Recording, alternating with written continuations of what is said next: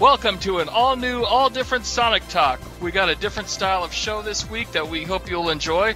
First up, I'm sure most of you Sonic fans out there have seen Eddie Lebron's Sonic fan film. Was it worth all the effort put into it, or is it a disaster? Is it even fair to criticize a fan film that someone put a lot of heart and soul into? I think so, but Alex feels differently. Yeah, but I still haven't watched it. Then, Julius Caesar, Isaac Newton, Sonic the Hedgehog, that one King Henry that killed all his wives. What do these people have in common? They all exist among the world's most respected history books. On this week's Sonic Talk, we'll be discussing but one of these revolutionary historical figures. Bet you can't guess which one! All this plus rumors and comics on this week's Sonic Talk.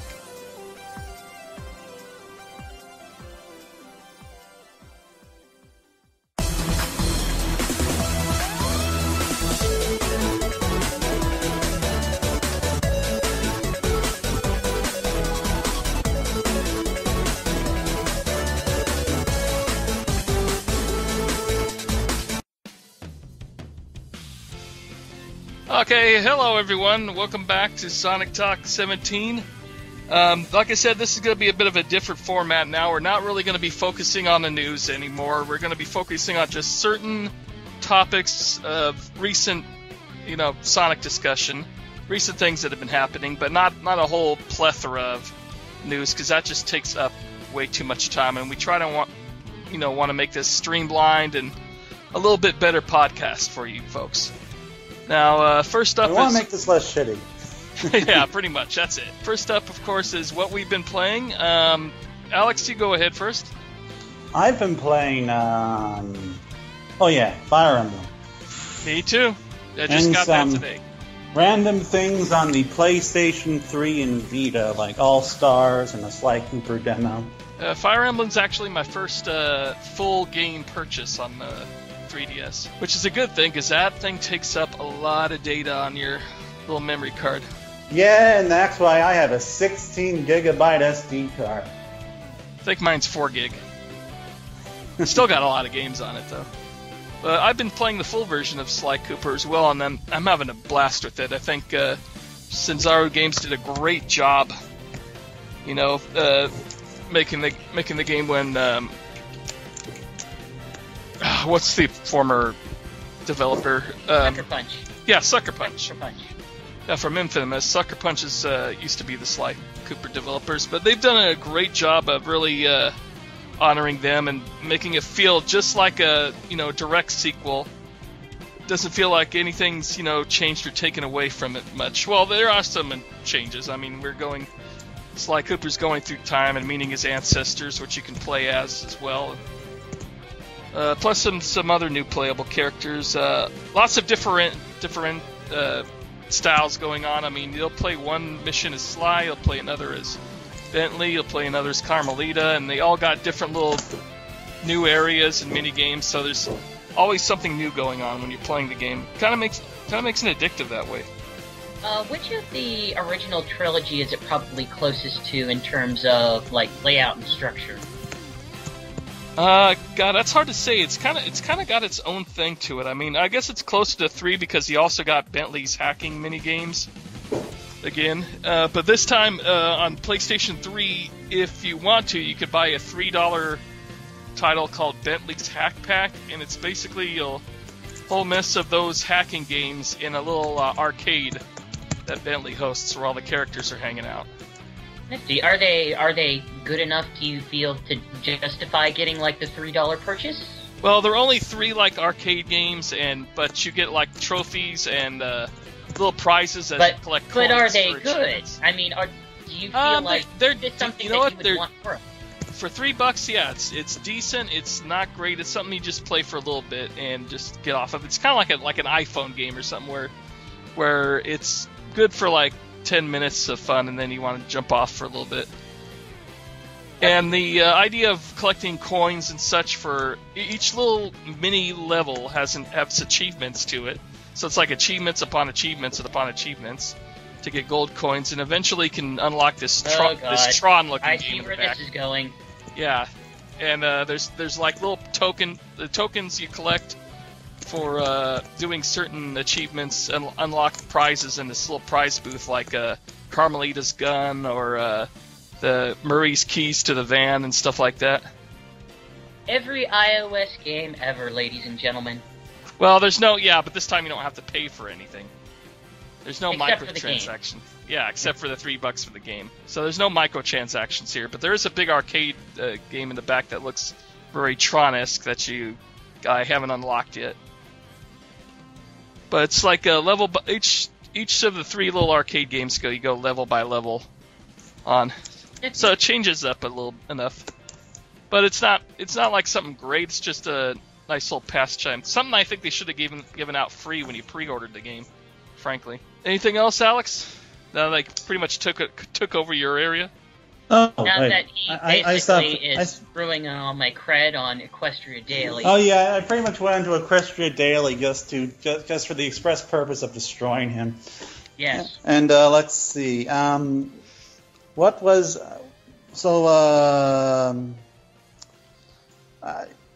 I wasn't really paying attention. I talked a little bit about Fire Emblem and Sly Cooper, but I barely mentioned Fire Emblem much because I'm only about an hour into it. Okay, well, I was kind of done, but if you want me to talk about the game and waste more of our good people's time, then yeah, Fire Emblem Awakening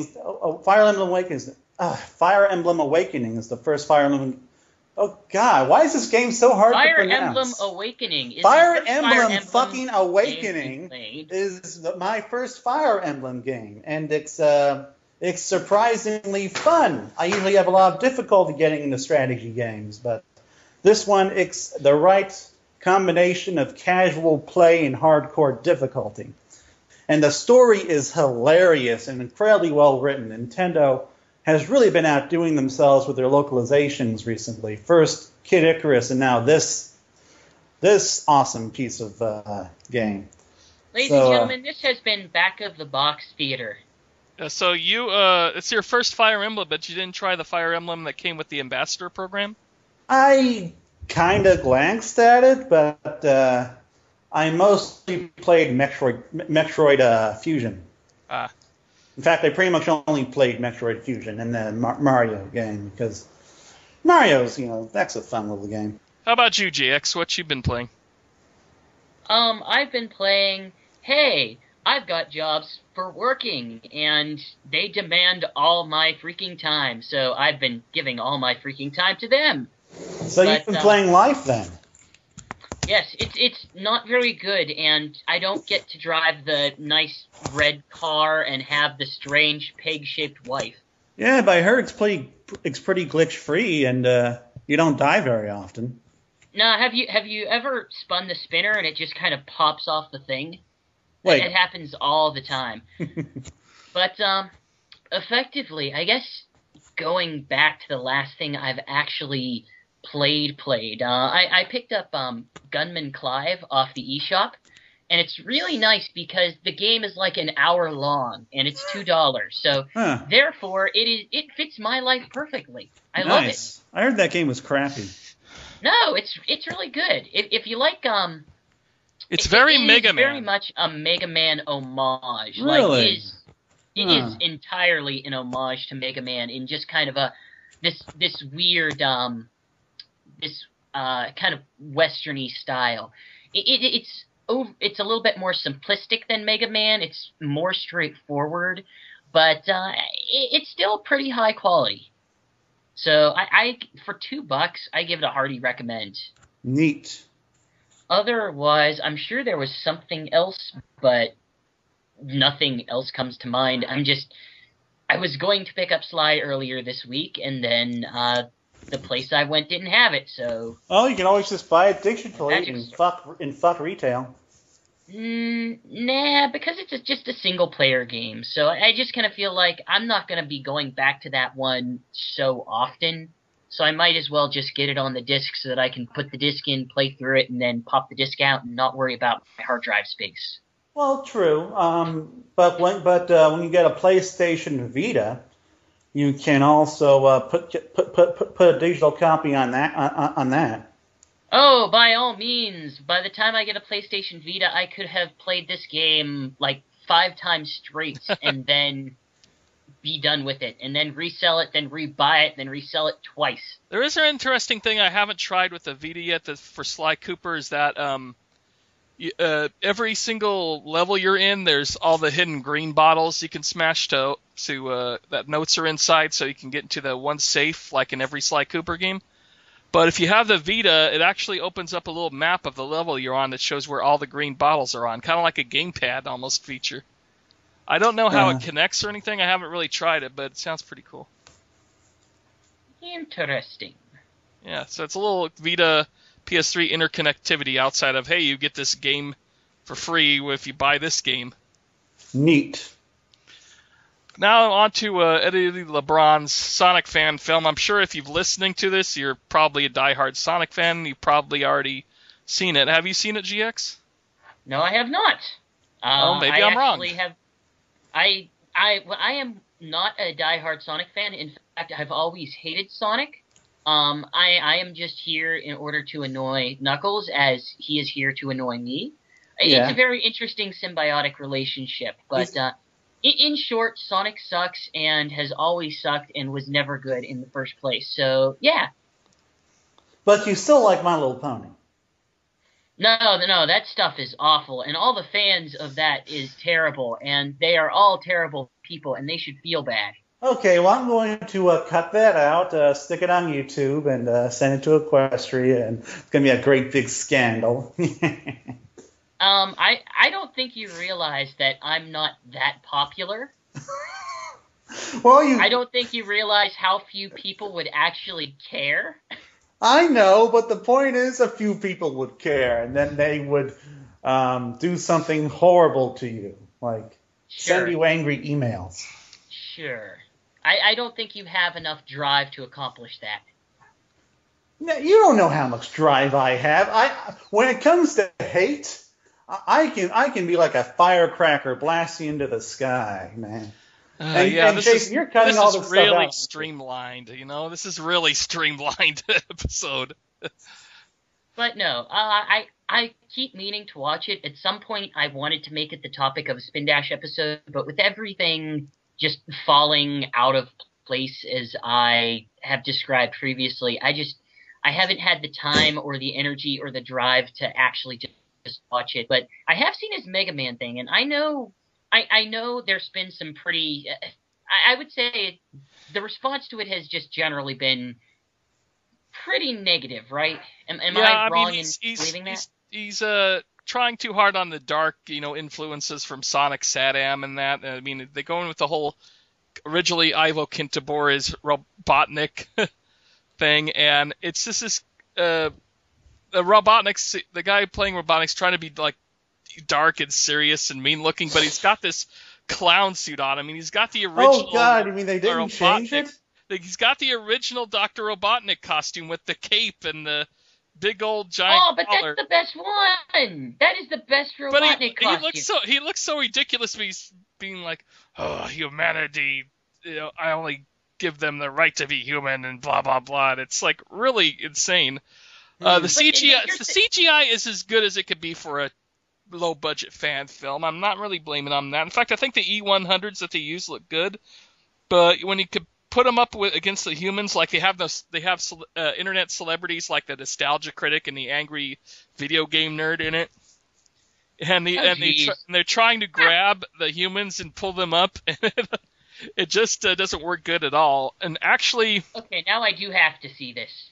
Yeah, and actually the worst part of the movie is Sonic himself. They have him like running through the forest and flirting with one of the gun member girls. Oh God, no. And he's got quills on top of his quills, and he just looks so out of place. His mouth is like really wide and looks extremely freakish. So is he the only animal character featured? No. Spoiler alert: at the very end of the movie, he finds. See, it's supposed to be a prequel to Sonic the Hedgehog. This whole thing. Really? The video game. Yeah, it's supposed to be a prequel to the video game. At the very end, he's running through a Green Hill Zone, which feels so out of place because you see this forest. They've been using this real forest for most of the stuff. And the only people they have fighting against Eggman and his giant fleet from Sonic Adventure are gun soldiers who are always on the ground with machine guns where you can hear the clickety-clack of the toy machine guns as they're firing. And this is the thing. The more and more you're describing this to me, the more and more I really kind of do want to see this now, because the thing is, it's enjoyment as far as bad cinema goes. It's pretty fun to watch. But I mean, it's hard to. I don't want to hate on him because they put a lot of effort into this, and I'm sure he put his heart and soul into it. But still, it's just not very good. I mean, like I said, at the very end they put Green Hill Zone in right after he leaves this forest, and you see this realistic forest and this CGI Green Hill Zone, which just does not match up.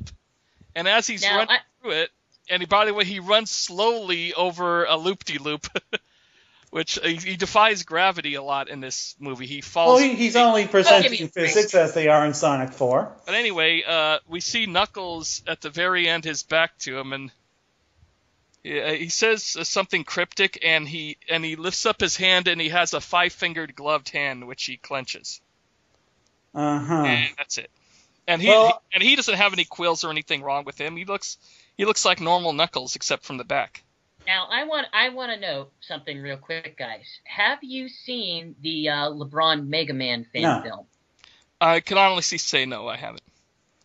Okay, because that one, I kind of enjoyed it, but in many ways it sounds like it's very similar to this in that you kind of, if you enjoy it, you're going to enjoy it in spite of itself. That very much, it did feel like a weird CG, it felt a little bit low budget, the acting was a little bit stilted depending on the actor, and it was just overall kind of weird. But the thing is, I mean, I kind of do enjoy that. I have this weird affinity for things that feel like they want to be way more than just a fan thing, but never quite escape that. Like, I don't watch a lot of Sonic fan-related videos, and to me, I kind of shy away from that for whatever reason, but whenever something gets so close but not quite, there's more of an interest build to that. Oh, and for some reason, there's like racism going on in the film too. Like, one of the gun soldiers doesn't trust Sonic because he's a South Islander. Apparently, yeah, because it's South. The city is supposed to be either Station Square or Mobotropolis. I think they were leaning on Mobotropolis, and the forest area is South Island. And basically, you see Robotnik fire one missile onto the forest, and then drop a bunch of E-100s, and suddenly all the little animal critters are gone except for Sonic. He's the only one. I think Jameel White does a pretty good job going back to Sonic, but he sounds like his age. The only problem is he also sounds really immature with no Sally or any other characters to play off of him. He sounds like this immature kid. And that was always the great thing about. Hold on. That was always the great thing about Sally, though, and that's one of the reasons why I will always defend her. Is just like you said, she is a good foil for him. Sonic doesn't necessarily work as a character on his own. He needs someone to go up against. If there's anything to hurt it, that's actually was something I was going to bring up. Sally in Sadam, I'm not saying in the comics. I think she's kind of lost her use in the comics, but in Sadam, she was a good foil for Sonic when he acted immature. Here, he's the only one who's not being serious. I mean, there's even like the music soundtrack sounds like it's off of Batman: The Dark Knight. It doesn't. It's really dun dun dun dun dun dun through the whole thing. And he's like, way past cool, radical, man, and whatever. And he's the only one who's acting this goofy. This sounds like the greatest I do love the actor who did. Self-referential, unless this is like the greatest self-referential practical joke ever. I mean, it sounds great. This sounds amazing. There is nothing you are saying right now that makes me want to go and watch this thing right now at the moment. So everything he says that goes against it, just ignore it, because yes. It's kind of a fun watch if you want to just poke fun at it. And actually, I kind of like the actor who did Robotnik, despite the fact that he didn't have a large mustache, just a normal one. He really plays it over the top and serious. And towards the end, one of the E100s finds a Chaos Emerald and gives it to Robotnik, and he practically has an orgasm over it. He's like, Dr. Wily was probably the best in the Mega Man one. Dr. Wily was absolutely probably the best character in the Mega Man fan film, so he can at least do strange, over-the-top villain scientists. Well, really, what's one weird of the is best things about the Sonic franchise in general has kind of, well, not, I guess I shouldn't say the franchise, but at least the comics, and to a lesser extent a few of the shows, is the villains. And I say the same thing is true for Mega Man. You know, Mega Man doesn't necessarily have much character, but Wily, you can have a lot of fun with him. I will say, if you're morbidly curious about the film, go ahead and give it a check out. You'll probably be satisfied on that level.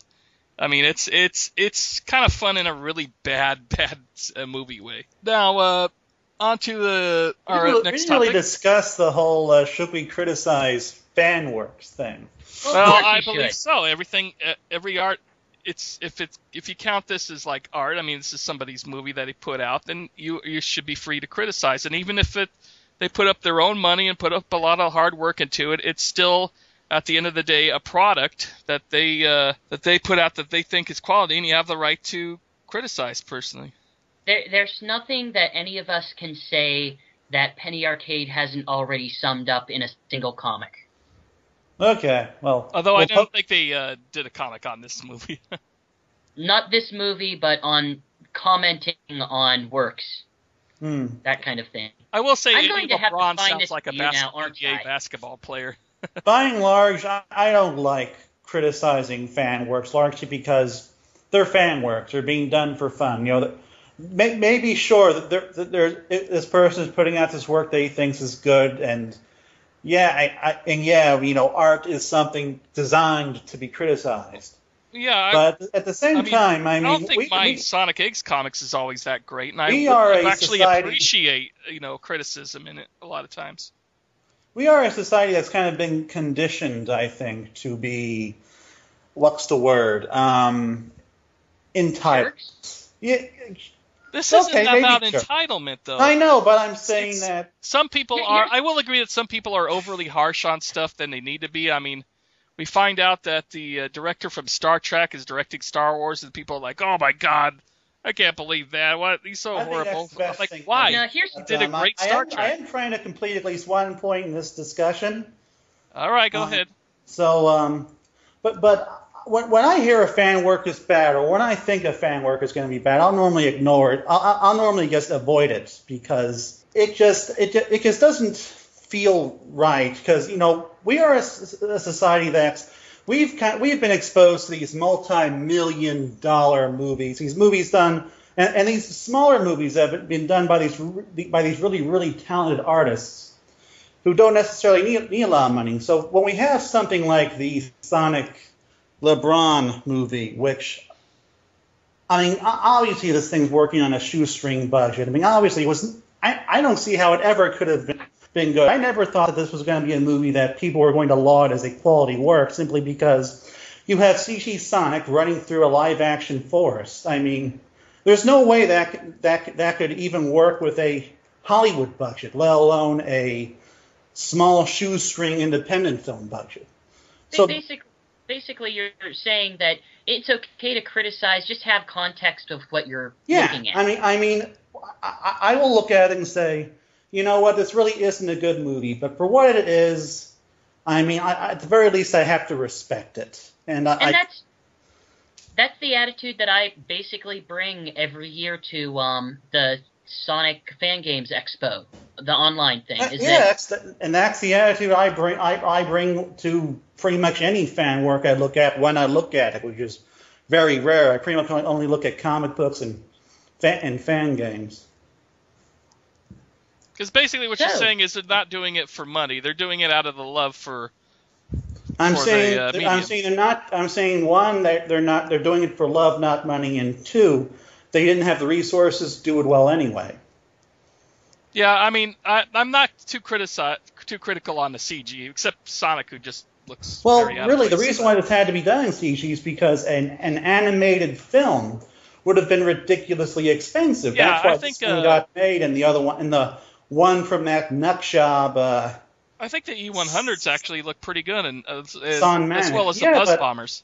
Yeah, maybe the robots look good, but I mean, you notice that Sonic is by himself. He has none of his animal friends. I mean, I was expecting Tails and Knuckles to be in this personally. I'm a little surprised. If you've seen a movie poster of what Sonic looks like, I just don't like the way they designed him. I think they did they're trying to make him look realistic, and that's because they have him in a realistic environment. He's a 5-foot-tall talking hedgehog. They don't. I know, but they have him running around. An interpretation. Realistic-looking trees. Yeah, I mean, I will say it is. Remember the Ninja Turtles movies? Remember how ridiculous those turtles looked? I mean, even with some of the the costumes, awesome they puppetry. Look, even with some awesome puppetry, those things... Yeah, but they didn't look out of place. They look like they actually... Okay. Let's at least establish that you're either into the artistic interpretation of what this could be like, or you're not. Yeah. I mean, okay. it is you're either on board or you're not. So. I mean, there's no way that they could have done Sonic in the realistic puppetry style anyway, because he's...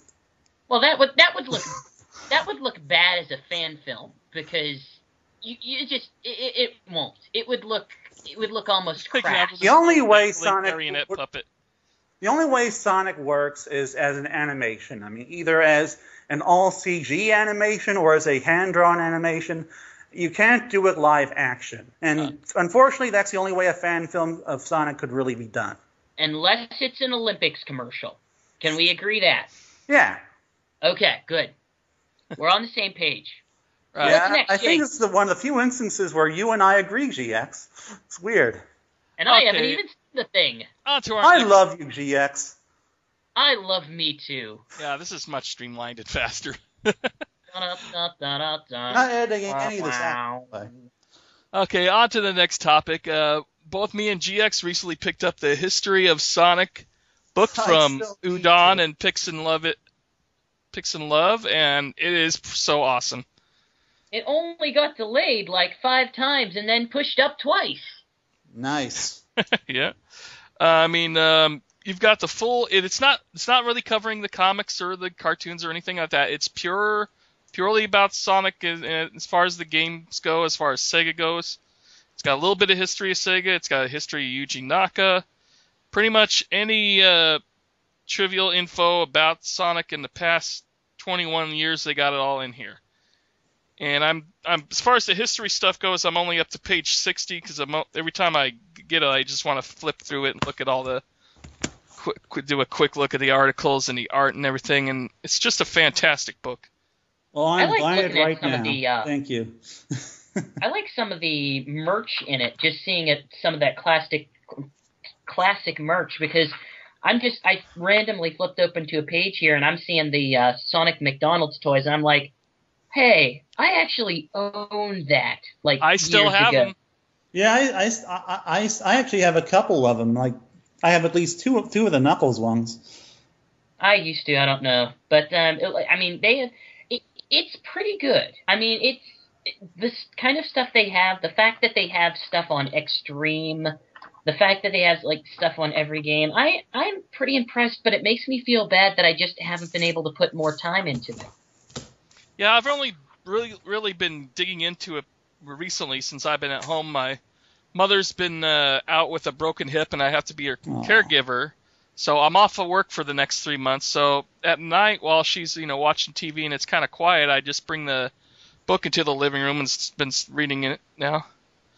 One of my favorite splash pages is actually near the back where they're showing the characters, and they got everybody in the CG form and T poses, and you can see them all compared up with the sizes. This is actually great for any fan artists who want to get into the comic fan art, because you got the exact sizes and shapes for every single character.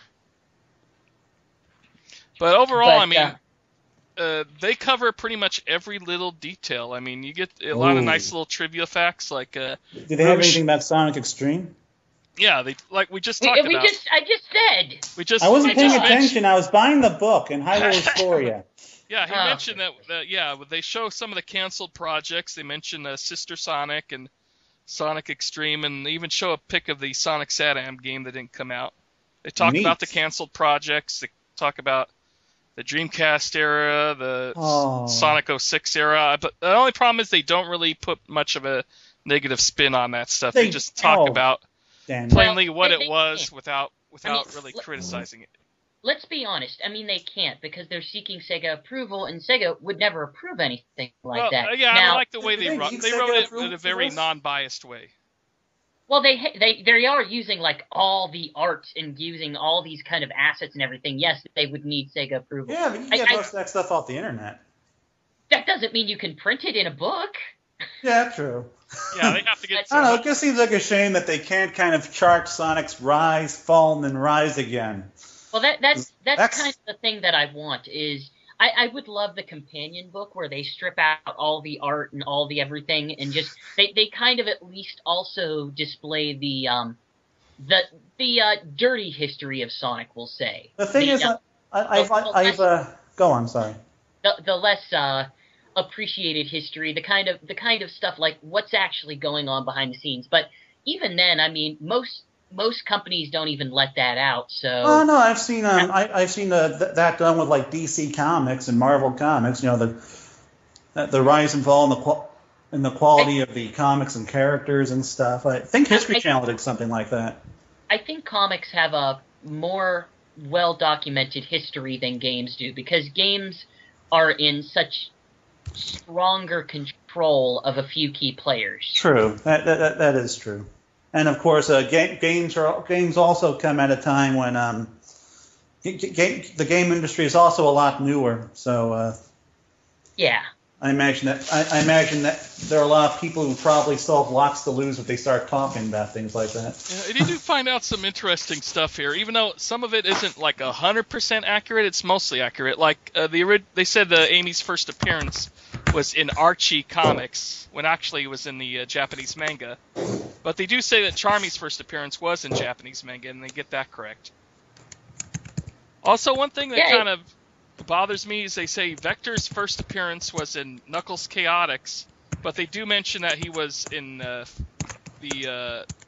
hidden art in Sonic 01 as Sonic's fan. Get out of there! Sonic's 1. Did I say 01? I meant the very first Sonic. Something like that. We know what you mean. Yeah, but then they say Cream the Rabbit, her first appearance was not Sonic Advance 2, but as a piece of Sonic art in Sonic Mega Collection. Huh. That doesn't necessarily surprise me. I mean, that art would be made in advance, so... Yeah. I mean, there's only so much that you can do with this kind of thing that it just becomes like, hey, this is the dumb piece of crazy information that doesn't really influence the history in the slightest, but hey, kind of fun fact. Yeah, you do get some nice fun facts you never knew about before. Like, I didn't realize that Sonic CD was not originally a totally separate project, but was going to be an enhanced version of Sonic 2, but Sonic 2 was coming along so slowly that they were going like side by side, so they decided to make it its own thing. Huh. And as like trivia on Espio is kind of neat. His name is short for espionage, which for some reason I never caught that. Plus, in Knuckles Chaotix, the Japanese manual, he actually was a detective. So the Chaotix being a detective agency in Sonic Heroes makes a lot more sense now. Let's not make these crazy jumps here. I mean, let's not assume X indicates Y indicates Z type of stuff. But I think just avoiding all the, hey, this fact is kind of interesting, and just let people buy the book and get the book for themselves. I think both of us can probably give, for the price that Amazon is selling it at, it just comes with a hearty recommend. Whoa. How much? Oh, wait. Maybe that's the Hyrule Historia. No, this is cover price. This is a $50 book, but Amazon, I believe, when I bought it, was selling it for $35. Nobody buys books at cover price. It is. Oh yeah, it's $31 now.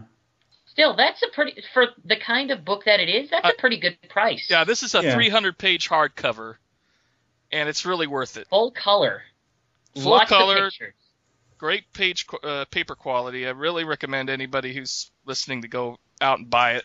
Go on Amazon, buy it right now. Yeah, awesome. I just did.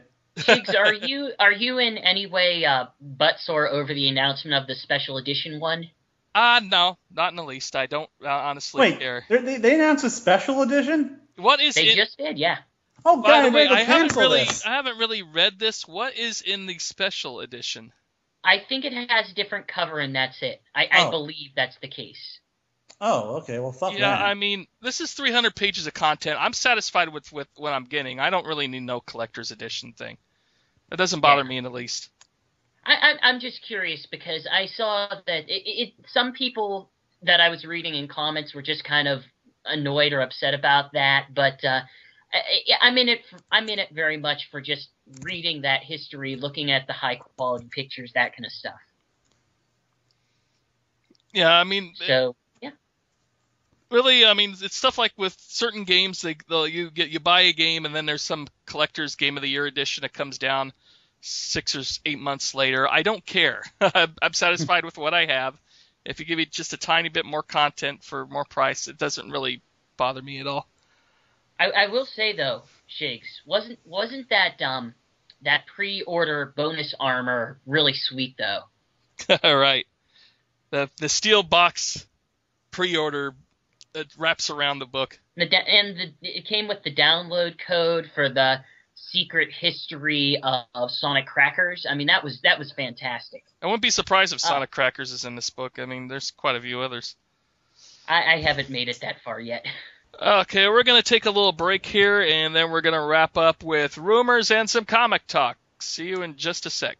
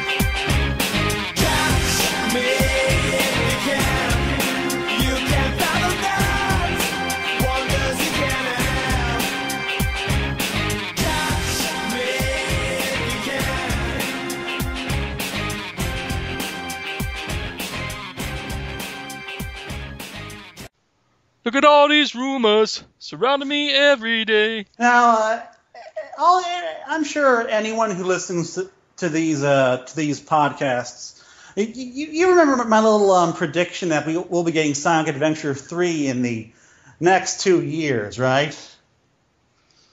Well, yep. Looking at the recent rumors, Sonic Adventure 3 being announced soon, is this why Sega is taking a Sonic doll on a road trip? Well, not only that, you got the information from Sonic Stadium, who rarely ever posts any rumors. They're not really a rumor site. Like that.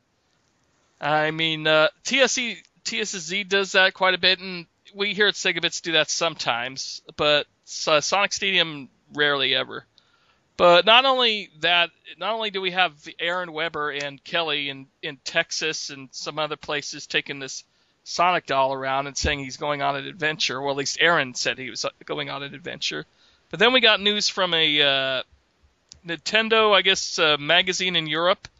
Yeah, I think it was a German magazine. They said they confirmed that it is Sonic. They didn't confirm, but one of the writers there says that it is Sonic Adventure 3. They're calling it Sonic Adventure 3 at the moment, but they might change the name. Right. They better not, so that my prediction can be correct. They're going to change it Sonic World Adventure 2 just to spite everyone. Yeah. Plus, we got word, I guess, from the same reporter that the rapper from the Knuckles rapper from Sonic Adventure 1 and 2 has said on his Twitter account or on something that he's going to be coming back on another Sonic project. Which I have mixed feelings because one, that probably means Knuckles is coming back as a playable character, which would be the awesomest thing in the world.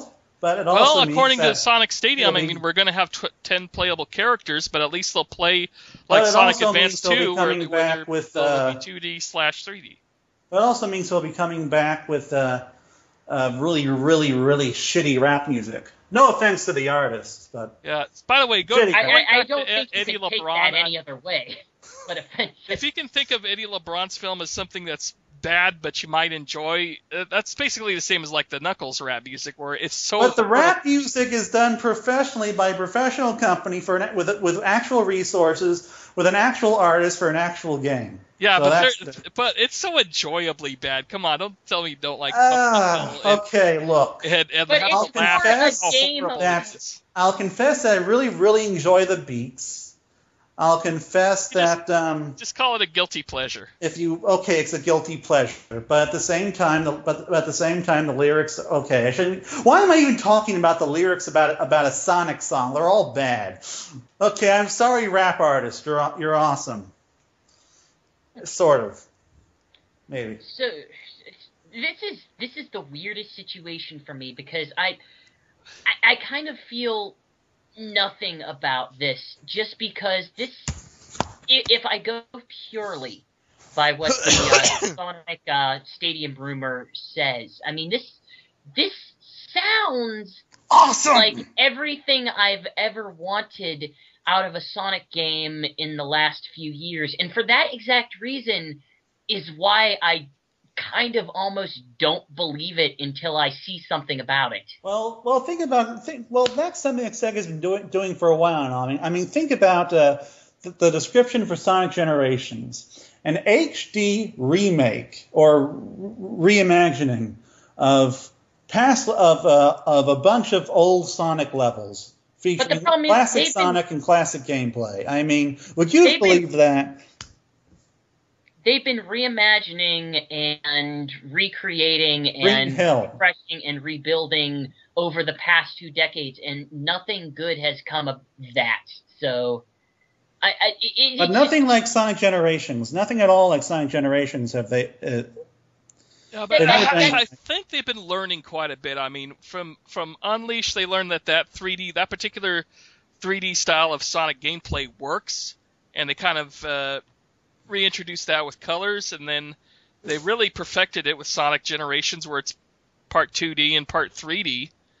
And I think if they keep that up with this next one, and if like they're proposing, it's going to be Sonic plus eventually unlocking 10 more characters that play similar to that, like you would in Sonic Advance 2 or Sonic Advance 3, then that sounds like, just something awesome.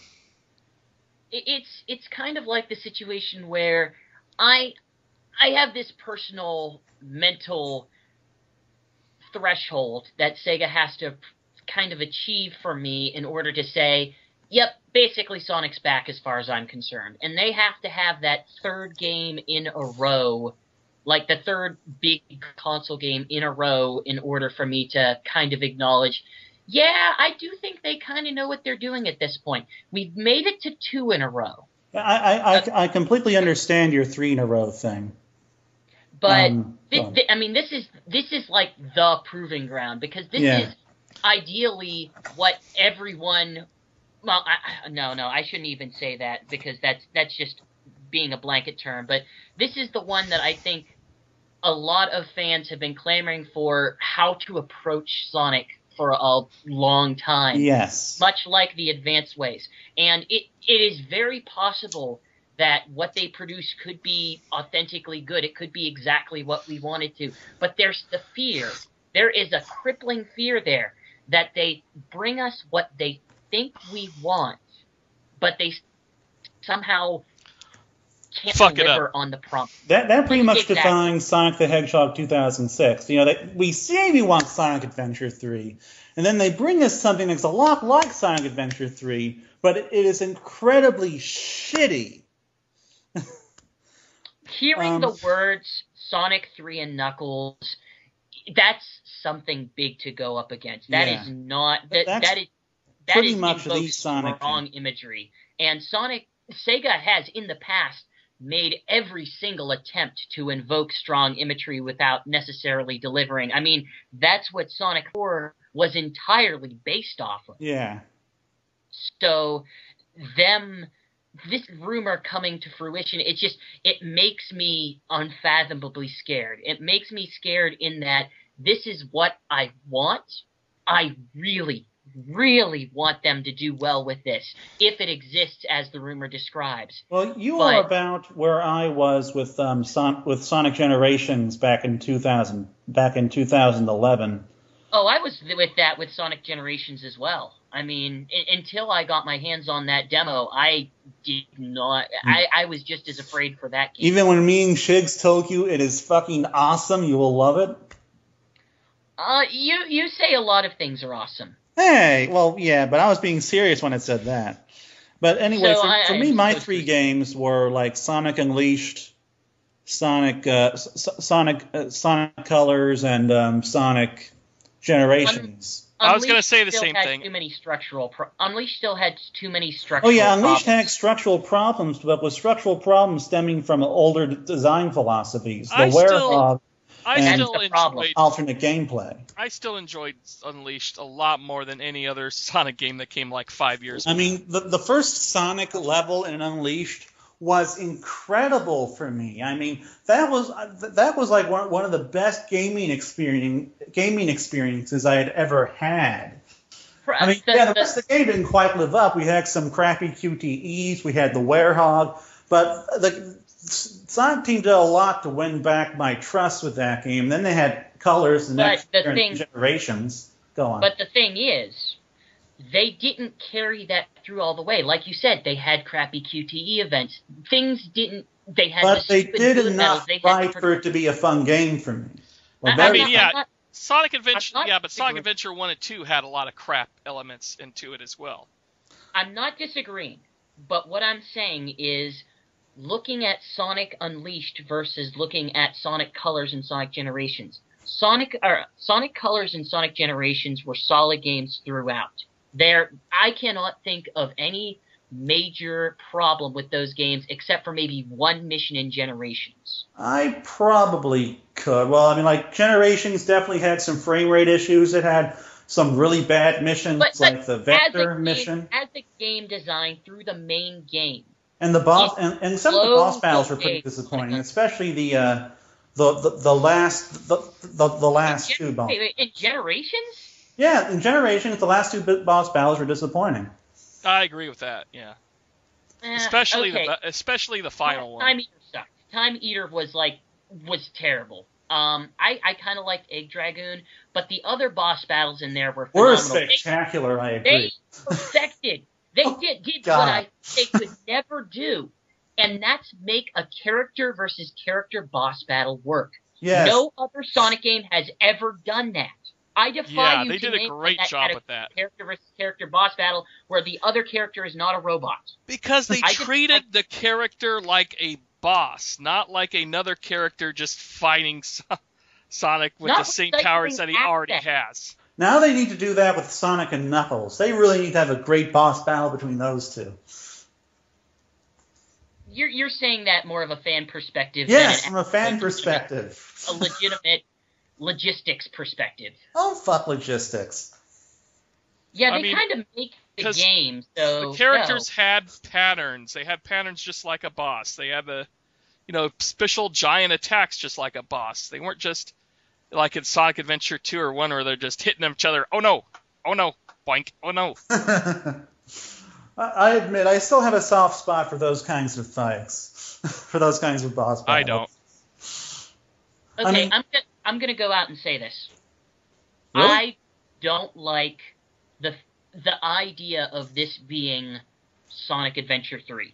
I will say that right now. I don't like the idea of this being Sonic Adventure 3. I don't like the idea of a third Sonic Adventure existing. I can kind of imagine why. Does it have anything to do with the fan reaction? No, to me, okay. everything to do with evolving. The thing, the box in my brain in which I put, this is Sonic Adventure, this is the kind of game that Sonic Adventure is, this is what falls under that name. It would be like if they named Sonic Colors Sonic 4. Isn't it like how they named Sonic 4 Sonic 4, though? I mean... Sonic 4... Many people would argue that. But to me, I enjoyed Sonic 4 more than most, I would say. I really enjoyed it, too. That was also kind of one of my 3 games. I am willing to give them that name to some extent. But this feels like a different kind of game. This sounds like a different kind of game to me. And to me, the words Sonic Adventure just ring to a different era. Yeah. And it's not an era that I want to return to. I agree with what you're thinking here. The Sonic Adventure is kind of its own legacy, and that this game maybe needs to be its own legacy as well. Sonic needs to do more to differentiate. They need to do more to break away from the back, because right now, I know a lot of fans have a lot of reverence for all those past games, but I feel they really need to start breaking away from that if they want to. They never will. Back in. I know they won't. They never broke away from Sonic 4. They'll probably never break away from Sonic 5, and they will never ever break away from Sonic Adventure 3. I just feel like this is a thematic mistake. I'm sure that it might help it sell more copies, but I don't think it's going to invoke what the name Sonic Adventure 3 invokes. And I think it depends on what you would consider it to invoke. For me, it's less about a gameplay style and more about other kinds of aesthetics, such as a greater focus on story, a greater focus on adventure, and, of course, Chow Gardens. 3 things that, while I don't think should be in every Sonic game, I wouldn't mind seeing in one Sonic game every now and then. I don't mind seeing a return of Chow Gardens. I wouldn't be too happy with another big quote-unquote epic story. It depends on how they do the epic story. If they do it in a funny, lighthearted way, like Sonic Colors, just so long as we don't have another Solaris girl-kissing hedgehog monstrosity that was Sonic 06. That's just the thing. I mean, that's one of the things that is so synonymous with Sonic Adventure, is the big epic story that takes itself just a little bit too seriously. And I do not want them to go back to that at all. Yeah. I do not like I don't even like the thought of them revisiting that this decade. They brought in the same writers who did Sonic Colors, so I really don't think we have to worry about that. But at the same time, it feels like there's this bizarre contrast, because this is what Sonic Adventure stood for a lot of people for so long. A lot of people's first Sonic game and favorite Sonic game is Sonic Adventure 2. And that was my niece's first Sonic game.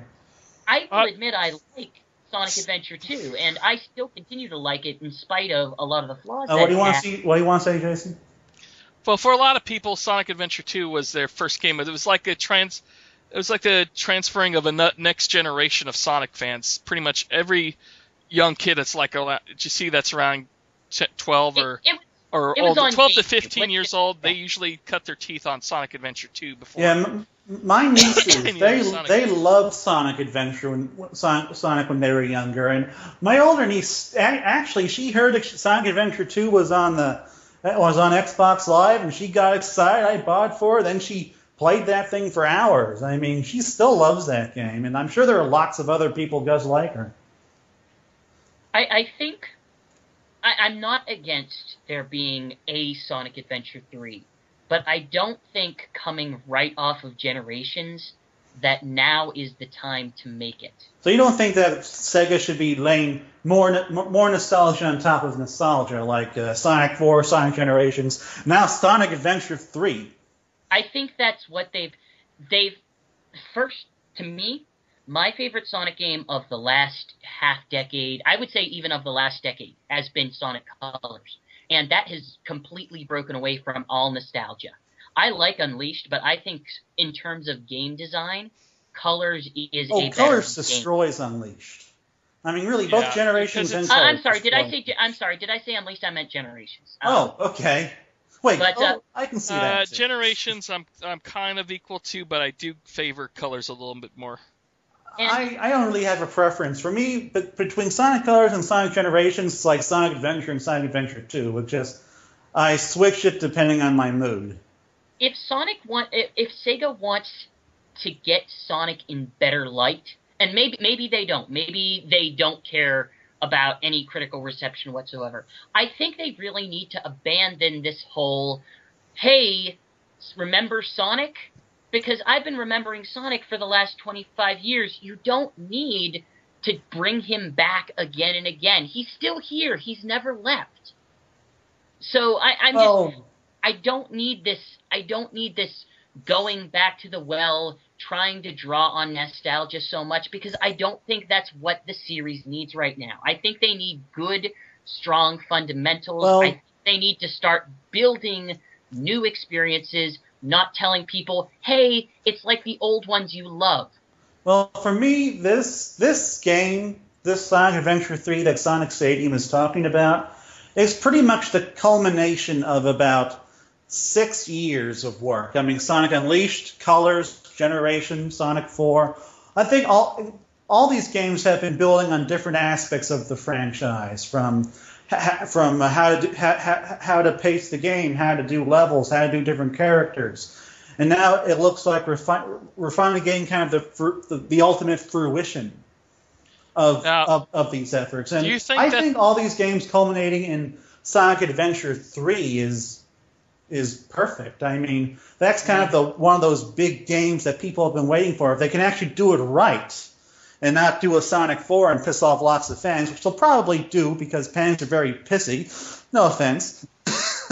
Then let's not give it the name Sonic Adventure 3. I mean, we're putting the number 3 at the end of this thing. I mean, why not give it its own name? Pretty much puts it on a pretty high pedestal as far as Sonic games, even though I don't think Sonic Adventure 1 and 2 are all that great in terms of design. For the fans, it's on the big, everyone loved them back in the day. Yeah. Even though they don't really hold up now, but that still has a legacy, so people are still going to put that on a pretty high pedestal. And so if Sega can But just remember, it's a tentative title. This may not actually happen at all. But hopefully it will. What is going to happen is Aaron Weber's going to be doing a History of Sonic panel at one of these events, I think on February 16th, and that's exactly when... Animation... Let me just look this up real quick. Damn it. Well, anyway, I think what he's going to do is he's just going to read through the whole 300-page book. Animation on display. It's around the 15th or 16th is also when this new Sonic game is rumored to be announced. So this is going to be pretty interesting. It's an expo about animation. Although Aaron Weber denied that they're going to announce it at that event. He denied it? Yeah, he denied. He said they're not going to announce the game at that event. But that could mean that they're going to announce it earlier or something else. This is when he announces the new Sonic cartoon series. That would be pretty awesome. Yeah. That's proving me right. Oh yeah. No, wait a minute. I'm the one who predicted. I'm the one who predicted a Sonic cartoon. Well, we both did. I predicted it was going to be CG, though. And I agreed. I think I agreed too. Well, the point is, we all kind of expected a Sonic cartoon to be coming soon. I think. Anyway, I think we've talked about this long enough. Let's talk about comics. Nobody here, unfortunately, but me read Sonic the Universe 48, but I recommend it to everybody. It's actually got a few little tear-jerking moments in it. It's pretty good. Aww. It's a pretty solid Mega Man. Not enough Mega Man. Well, you'll get plenty of Mega Man in about 2 more months. I better. Sonic 244 is probably the worst book of all time. Well, it might be the worst. Might be the worst issue this year, but it might be the most important read this year because this is when all of Pinder's trial shit goes down and affects the book quite a bit. I mean, pretty much if you've read 243, they had Remington, they had Linda fighting Sonic right at the very end. It was all about the echidnas. It was all about Knuckles gonna make his big return, And then it's 244. All of a sudden, they're all gone. They're all Anyone that was a Pender's character is instantly gone. Thrash the Tasmanian Devil, put him through a warp ring, and sent him away and said that they're never coming back. It's basically wiping the slate clean, and it felt so weird, so offsetting.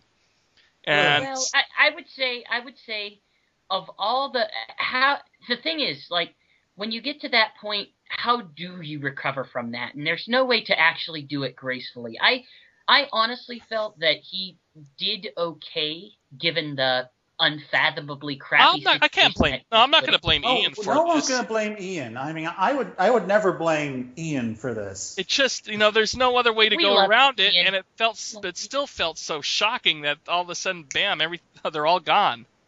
And and when they were originally supposed to be a major part of the story, now the story just makes a giant U-turn.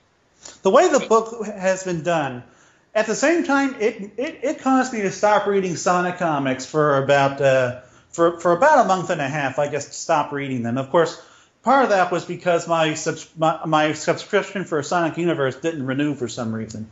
But it left a bad taste in my mouth. And thankfully, 245 has kind of remedied that, but I haven't read 245. I'm going to. But at the same time, everybody's been talking about 245 says it's actually a big improvement. Oh yes, 245 pretty much makes up for all the horribleness of 244, and this gives me a lot of respect for Ian Flynn as a writer, because he was dealt a really, really, really shitty hand of finally getting to the story that he really wants to tell after trying to tell it for years. Then having the rug is pulled out from under him and being told you can't do that anymore. And it's hopefully it's only temporary. It's not only that, it's affecting all of the other Sonic comics, not just the Sonic Universe, you mean? Yeah, a little bit with Robbo being gone, but I think they handled that really, really well. So the interesting thing about Robbo being gone is that they didn't kill him off. I mean, if they were never going to use him again, the smart thing would have been to kill him off. Well, they're not killing anybody off so far. I mean, even the other echidnas are in another dimension. But I mean, at this point, they don't know. I mean, we don't know what's going to happen until this whole thing has been decided. All they're doing is they're just covering their butts in a just-in-case situation. The impression I'm getting from all this is that they're essentially just kind of shuffling all the characters off screen, off panel. It's shuffling them into that little pocket dimension out of the way with a big broom. Yeah, this isn't even affecting the other Sonic, collected books. Like the next Sonic Super Special is, except for one really old before Pender's reprint, is more recent issue reprints, plus stuff they have to take out. Like they don't mention Echidna City, of course, and they mentioned the Dark Egg Legion is just Eggman's army. They censor that. They take off a whole page that Linda was on. And for some reason, and this is really disturbing because I don't think this has anything to do with the Pender's case. They censored out the word Mobius, Sonic's home planet.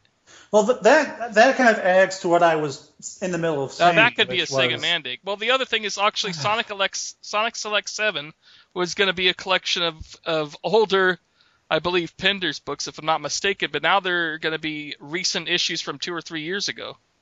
My hope is what they do with it is basically after the lawsuit is over, and hopefully after they've won, let's assume. Well, there is no winning my own right sanity. now. Go on. But let's have them release a special collection. It has kind of like the Sonic 1 pose of him holding up a finger. It's just a different finger. And it says screw you to a certain mustachioed artist.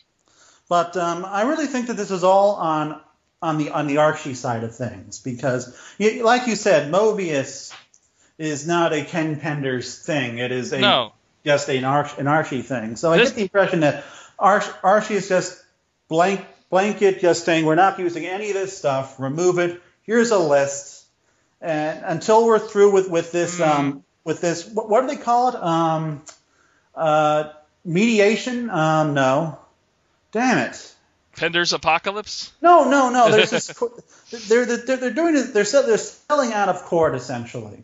Yeah. And so I assume that all this is being done to essentially kind of keep the heat off the comic, keep the heat off Archie until everything's dealt with. That's really what I think is going on here. Because they could have killed off all these characters if they really wanted. The whole thing with taking off Mobius, though, that sounds like more of a Sega mandate, possibly, than anything. Well, I don't know. I mean, it could just be an Archie mandate. It's way late for Sega to start stepping in and changing things. I mean, that time has passed long ago. Yeah, I mean, this is the name of the freaking planet. So if it was a Sega mandate, I imagine that they would have just changed the name to Earth, because Mobius is also Earth, and it's Earth Sonic game. So. What did you say? I said because the whole thing is dumb, and you cannot make this Archie comic into the game. I admire the inspirations that Ian has brought to that from the games, but you can't. You just obviously you can't not make them one and the same, because one has a heritage of one thing, and one thing has like nothing. It has no connective tissue. The only way they could do that is if they cut off. Has a story. If they stop the current, the only way they could do that is if they stopped the current canon and made an all-new Sonic that was so directly related to Sega universe that it wasn't anything like it's originally. That would be terrible. Nobody wants that. Nobody. Well, it would have been terrible because of the way Sega Mandates works, and you can't do much with Sonic characters. That's why the Archie characters exist. That's why Sonic X was largely just a humor-driven comic with with very little continuity or character development outside of some original characters. What? I don't disagree with that in the least. That's yeah. It's a crappy situation. Part of me almost feels like a reboot might be good for it, but at the same time, I don't feel like whatever they reboot to is going to be better than what they've built up. Yeah, I'm kind of the same opinion. That's why I really don't want a reboot, and I don't think we're getting one, for the record. I have a feeling that we probably won't. I have a feeling that, but at the same time, it's going to be super awkward until they can do something. And it makes me fearful when I hear that he's planning for both the short term and the long term. And that's... How so? He's always planning for the long term. But I don't know. They Hello? on this. Sorry, I muted my speakers. Oh, sorry. I muted my speakers. So, what did you say? I said nothing particularly more. I'm just saying it's the comic's in a bad position, and I'd hate to see it die because it is the longest running video game comic, and it's the longest running licensed comic. At least it will be very soon. I really do hope they cover for this, because right now it feels like we have this nice big jigsaw puzzle that's now got little chunks and pieces taken out of it, and the only other solution is to either put those parts back in by the settlement or just get a brand new jigsaw puzzle. If you get that analysis. I do think that this is only temporary, though. I hope so. I really hope so. I just hope whatever's going on just gets resolved, that they can say, oh, well, they're back.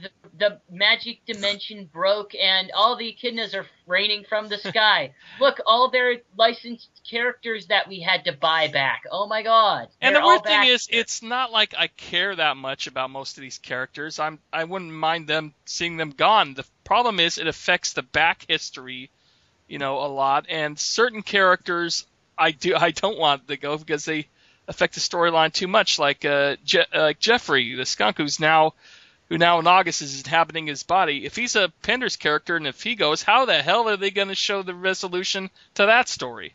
He dies off panel. World building, and, yeah. Yeah, the problem is all this stuff is part of the world building, like you said, and if you get rid of a lot of elements of that, it really affects how the story goes onward. If the comic wasn't as old as it was, and if Penders wasn't such a big part of it as he was, this would be less concerning. Like, there are characters that you could very easily just lose and never come back. But Renfield because rodents there for so long, so early, they have built so much upon what he initially created. And in many ways, I feel they improved. I mean, I don't think there's any of the three of us would disagree that they have made what he initially created better. Yeah. So, I mean, Ian Flynn was able to take characters that pretty much were in their own area, like the Dark Legion. It was able to bring them forward by putting them under Eggman and giving them a lot more camera time than they would have otherwise had, because, you know, Knuckles became such its own book and its own history that bringing it in to the regular Sonic book was just hard. Yeah, I mean, I think the Dark Egg Legion was a great idea. I hate the name Dark Egg Legion. That's just... I don't know. To be fair, this is coming from the man who names everything after egg. Everything yes, is egg. It is I will Death admit Egg. that Eggman does name everything after eggs, and yet we never see him eat an egg. You know what? We haven't really talked about... Well, okay, we've talked about the implications of Sonic 244, I suppose. So, okay, so we've come to the consensus that the book was terrible, but Ian had no choice. No, I don't think it was terrible. I don't think it was. If I were to have read that without any context whatsoever, I mean, I could have probably bought the story to some extent. No, it was not the best. Yes, it was a little bit confusing at times, but it wasn't outright offensive to me. I suppose. Well, I mean, if you hadn't read 243 and he just jumped on board with this issue, it might make a little more sense to you as far as what things are going on. But the fact that they're just wiped out and there was this big stun wave and we don't get to see any of it. Every single echidna, and we don't see any of it. They couldn't even show any random echidnas that Ken Penders did not create and just having them swipe them up. That again is what tells me that this was not a Penders thing, but an Archie thing. Yeah, well, even I guess Bob R says it's that the trial hasn't finished, and this is Archie's decision to play it safe. All I can say is now I just can't wait to start hearing about the trial between him and Sega and Sonic Chronicles. I want that to rip a new one. Do you really think that that's going to go to trial? Well, obviously this trial is going to affect that trial greatly. Okay, but this Archie thing is not a trial. They're selling it out of court. I know, but I want that to go to trial because I want to be laughing the whole time. They're not telling us the details so for all we know, it's already settled out of court and we have no idea what's going on. Yeah. Well, hopefully we'll get an update soon. It's going to be interesting when the Chaotix come back from their trip back to the island. And Charmy's going to be wondering what happened to Saffron. Holy crap! What happened? Where is everybody? His whole kingdom of bee people are gone. His brain got scrambled, and now his only other girlfriend and bee friend is completely gone. For a character named Charmy, he has a pretty shitty life. Yeah, I will say Ian Flynn's pretty much put Charmy back to normal as far as the Chaotix quest. More or less, yeah. He said that was a bad. He did admit that was a bad decision. What he did. So Charmy acts more like Charmy, or at least the Sonic X Charmy. He's more jokey and bratty. You make that sound like it's a good thing. He was better in Sonic. Well, Charmy was a lot better in Sonic X than he ever was in the video games, where he's like, "I'm a free bee, wow." He's more of a and in Sonic X, he was more of a almost Bart Simpson-esque brat. Really, you don't want to talk about a thing? You know, let's talk about ponies. No, I definitely do not want to talk about that. My Little Pony. I don't even want to talk about ponies right now. God. Okay, well, that's a wrap, folks. Thanks for joining us. Thanks for you can standing catch me. us here on SegaBits.com, or we occasionally post on SonicStadium.org. Yeah, hopefully we'll start posting more soon. I guess I haven't had much to write about. Yeah, I really got to start getting into comic book reviews. And, of course, you could check GX Echidna out at his podcast on thespin-com. And it's fairly popular, I guess, My Little Pony comic, Horsepower. Everyone hates it. Which is on Emerald. Even me, and I pay for it. EmeraldCoastComics.net/horsepower. Is that right? Horsepower.emeraldcoastcomics.net.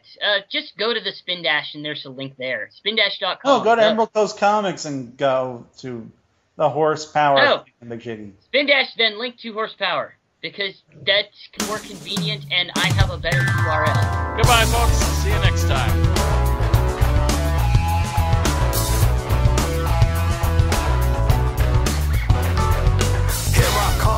Rougher than the rest of them, the best of them, tougher than leather. You can call me Knuckles. Unlike Sonic, I don't chuckle. I'd rather flex my muscles. I'm hard as nails. It ain't hard to tell. I break them down whether they solid or frail. Unlike the rest, I'm independent since my first breath. First test, feel the right, then the worst left. Born on an island in the heavens. The blood of my ancestors flows inside me. My duty is to save the flower from evil deterioration. Yeah, I will be the one to set your heart free, true. Cleanse yourself with them evil spirits that's in you. Streaking lights, loud sounds, and instincts are the elements that keep me going.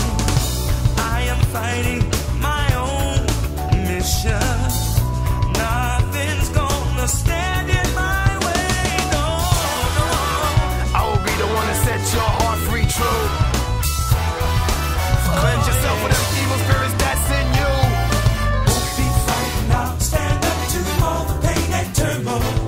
Just believe in myself, won't rely on others. It's power to wipe out the havoc and anarchy. This is my plan, it's gonna fight for my destiny. Here I come, rougher than the rest of them, the best of them, tougher than leather. You can call me Knuckles. Unlike Sonic, I don't chuckle. I'd rather flex my muscles. I'm hard as nails. It ain't hard to tell. I break them down whether they solid or frail. Unlike the rest, I'm independent since my first breath. First test, feel the right, then the worst left.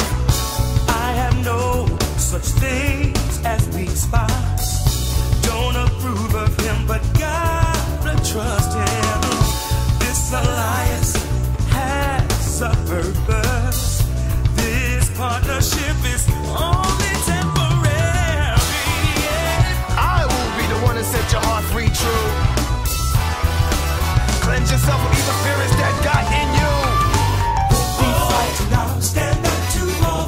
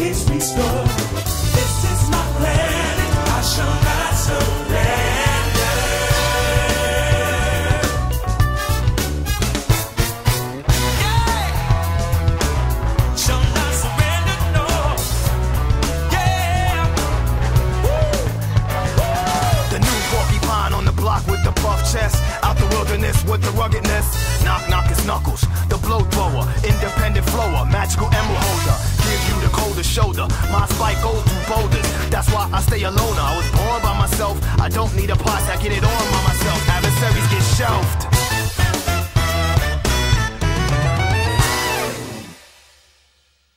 I gotta ask a question. Why is there such a strong link between the My Little Pony fan base and the Sonic fan base? I don't know, colorful animals or some crap like that. I don't know. I don't know. Because the internet. It's the freaking It's all internet. interconnected, man. It's the internet. Yeah, but I mean, I don't see a lot of Sonic fans talking Star Wars or other shows, except if you go on Sega.com to talk about Naruto a lot. For your information, I love Star Wars. I know, but I like Star Wars too, but I mean, they don't talk about it that much on Sonic forums compared to My Little Pony. Sonic But fans? then again, My Little Pony is freaking, I think, everywhere. Sonic fans, I go to call NeoGaf to upon talk you. about video games in general, and there's people with those My Little Pony avatars. Sonic everywhere. fans, I call upon you. Stop talking about My Little Pony and start talking about goddamn Star Wars, except for Episode 1, because that was crap. Here's Episode the thing. 2, because that was crap. Hold it. What?